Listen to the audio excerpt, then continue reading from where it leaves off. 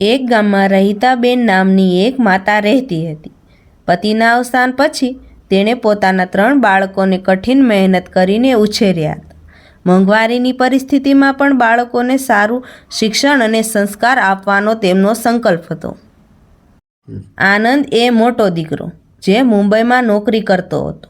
નાની દીકરી કાવ્યા લગ્ન પછી પોતાના ઘરમાં સુખી હતી અને નાનો દીકરો રાઘવ પોતાના કોલેજના શિક્ષણમાં વ્યસ્ત હતો. માતા રહીતાબેનનું જીવન હવે ખાલી થઈ ગયું હતું. આનંદે ઘણા વર્ષો પછી ગામમાં ફરવા આવવાનું વચન આપ્યું હતું, પરંતુ કામના બહાને તે વારવાર ટાળી દેતો. માતા પોતાના દીકરાને મળવા માટે ઘણી આશા રાખતી.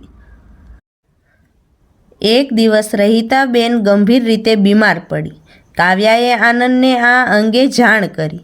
આનંદે પોતાને વ્યસ્તતાનું કારણ આપીને આવવાનું નક્કી કર્યું નહોતું. રહીતાબેનના વાતથી ઘણા દુઃખી થઈ. અંતે એક સાંજમાં તેમણે એક ચિઠ્ઠી લખી. પુત્ર, હું જાણું છું કે તારા માટે સમય શોધવો મુશ્કેલ છે.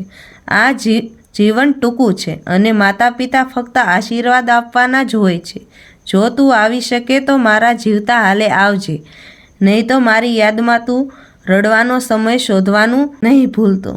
આ ચિઠ્ઠી આનંદ સુધી પહોંચી ત્યારે તે તરત જ ગામમાં દોડી ગયો. માતાના હાથ પકડીને તેણે અશ્રુભરી માફી માંગી અને સમજી ગયો કે સમયના લોભમાં તે શું ગુમાવી રહ્યો હતો. આ કહાનીએ યાદ અપાવી છે કે પરિવારના સંબંધો પૈસા કે સફળતા કરતાં વધારે મૂલ્યવાન હોય છે. આહલાદકારક પળો મફત છે, ફક્ત સમય કાઢી ગાળવાની જરૂર છે.